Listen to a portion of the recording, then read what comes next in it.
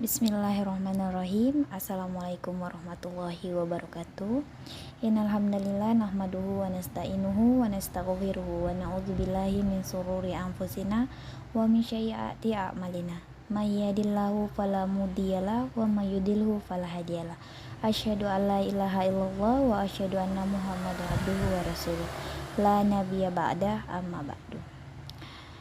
Yang pertama-tama yang saya hormati Bapak Syahri Ramadan SPSI MSI selaku dosen pengampu mata kuliah Seminar Psikologi Islam. Baiklah, pada kesempatan kali ini saya akan menjelaskan mengenai proposal saya. Baik, terlebih dahulu saya akan memperkenalkan diri saya. Perkenalkan, nama saya Risma Novianingsi, mahasiswa Fakultas Ilmu Psikologi Universitas Islam Riau dengan NPM 208110072.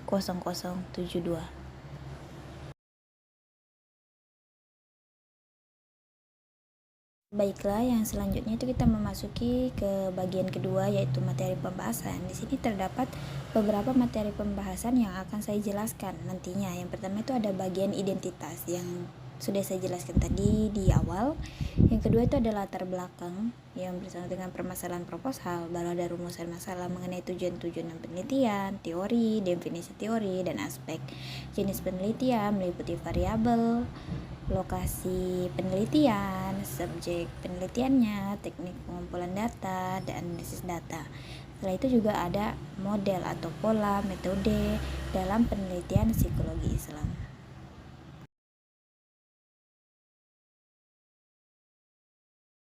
Selanjutnya itu kita memasuki bagian latar belakang. Latar belakang ini di sini terdapat motivasi belajar, merupakan salah satu faktor yang turut menekankan keefektifan dalam pembelajaran. Seorang peserta didik akan belajar dengan baik apabila ada faktor pendorongnya, yaitu motivasi belajar. Peserta didik akan belajar dengan sungguh-sungguh jika memiliki motivasi belajar yang tinggi. Motivasi belajar adalah seluruh daya penggerak di dalam diri siswa yang menimbulkan kegiatan belajar yang menjamin kelangsungan dari kegiatan belajar yang memberikan arahan pada kegiatan belajar sehingga tujuan yang dikehendaki oleh subjek belajar itu dapat dicapai. Jadi kenapa saya mengambil variabel saya sebagai motivasi? Karena motivasi belajar sangat berpengaruh juga pada para anak-anak penghafal Al-Quran. Karena dengan adanya motivasi belajar tersebut, para penghafal Al-Quran juga memiliki semangat untuk belajar atau cara menghafal mereka, terus semangat mereka untuk menghafal itu semakin bertambah.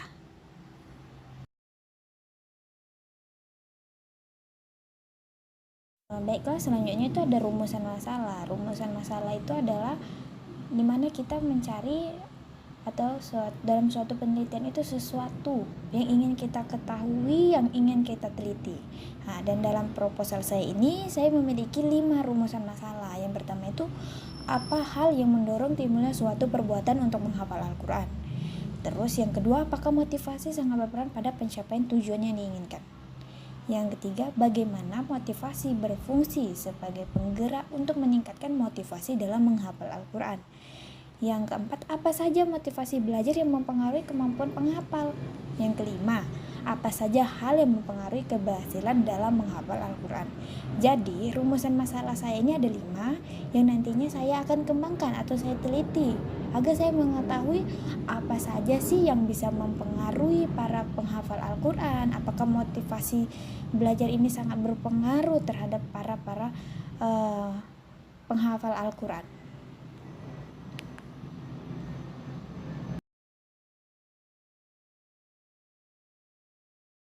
Selanjutnya itu adalah tujuan penelitian.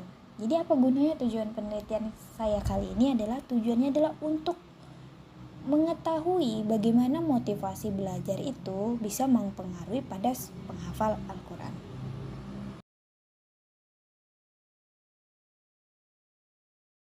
Selanjutnya itu ada teori yang digunakan.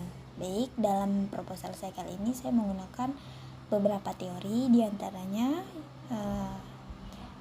ada menurut Hamzah di UNU 2011 ayat 23, yang menjelaskan bahwa motivasi belajar adalah dorongan internal dan eksternal pada siswa yang sedang belajar untuk mengadakan tingkah laku pada umumnya dengan beberapa indikator atau unsur-unsur yang mendukung. Nah, indikator-indikator tersebut antara yang pertama itu adanya hasrat dan keinginan berhasil, dorongan dan kebutuhan dalam belajar, harapan dan cita-cita masa depan, penghargaan dalam belajar, dan lingkungan belajar yang kondusif. Nah, selanjutnya itu ada menurut Hamalik 2011. Di sini dia juga menjelaskan motivasi sangat menentukan tingkat berhasil atau gagalnya perbuatan dalam belajar. Motivasi akan senantiasa menentukan intensitas usaha belajar peserta didik. Ketekunan belajar dipengaruhi oleh motivasi belajar peserta didik. Motivasi dalam pembelajaran akan menyebabkan siswa tekun belajar. Fungsi dari motivasi adalah untuk mendorongkan usaha dalam mencapai prestasi yang baik. Jadi motivasi ini juga sangat berpengaruh terhadap prestasi-prestasi siswa ataupun para pelajar lainnya. Nah, motivasi dapat berpengaruh terhadap ketahanan dalam ketekunan belajar. Motivasi dapat dikaitkan sebagai keseluruhan daya penggerak di dalam diri peserta didik yang dapat mendorong peserta didik untuk melakukan kegiatan belajar. Jadi menurut saya motivasi ini sangat berguna sekali atau mendukung dalam anak-anak penghafal Al-Quran untuk meningkatkan hafalan-hafalan mereka, terus menumbuhkan rasa semangat mereka dalam menghafal Al-Quran.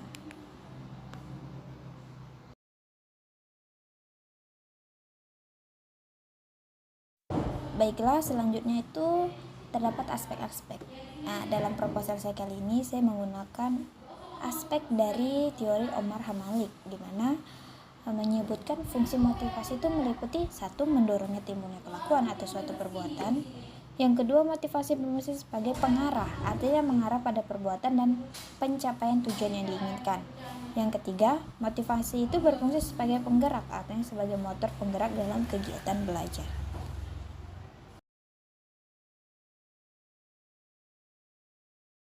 Selanjutnya itu ada jenis penelitian. Ada jenis penelitian yang saya gunakan pada proposal kayak saya kali ini adalah jenis kualitatif. Yang kita ketahui jenis kualitatif ini menggunakan biasanya metode yang namanya observasi dan wawancara. Observasi sendiri adalah suatu pengamatan kepada subjek.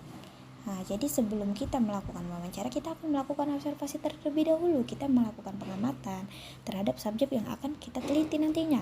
Nah, itu bisa saja terjadi dengan beberapa tahap. Misalnya tahap 1 kita mencari informasi, data, baru kita turun lapangan untuk melihat bagaimana situasi subjek kita tersebut. Setelah kita melakukan observasi, selanjutnya kita melakukan yang namanya wawancara, di mana wawancara sendiri adalah proses di mana kita mengetahui secara mendalam tentang subjek kita tersebut.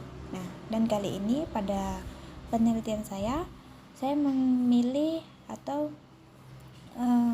subjek saya adalah seorang penghafal Al-Quran di sebuah pesantren. Dan saya subjek saya sendiri saya akan meminimalkannya sebanyak 5 orang, tapi dengan saya pilih secara random. Jadi tidak hanya 1 orang saja yang akan saya teliti pada penelitian proposal saya kali ini.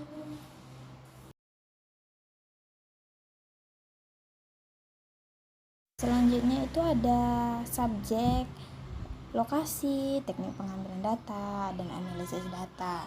Nah, subjek yang kita ambil pada saat ini adalah santri Pondok Pesantren Al-Kautsar Pekanbaru. Nah, berjumlah 5 orang, tapi dipilih secara random. Selanjutnya itu lokasinya ya di Pondok Pesantren Al-Kautsar Pekanbaru. Teknik pengambilan data kita gunakan teknik observasi dan wawancara. Baru bagaimana analisis data? Analisis datanya kita lakukan reduksi data, penyajian data, dan penarikan kesimpulan.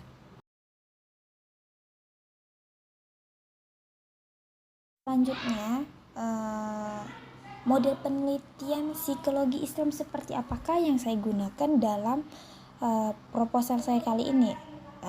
Proposal saya kali ini saya menggunakan model penelitian psikologi Islam, yaitu model 1, di mana model 1 ini yang dimana di dalamnya adalah jenis model yang pertama dengan teori psikologi barat dan metode ilmiah. Jadi model 1 adalah gabungan dari psikologi barat dan metode ilmiah.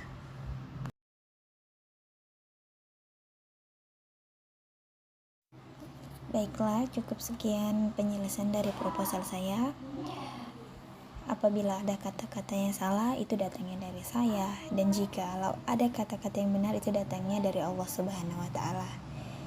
Saya meminta maaf apabila masih ada kata-kata yang masih kurang untuk dipahami, atau kata-kata saya yang kurang jelas dalam menjelaskan mengenai proposal saya sendiri.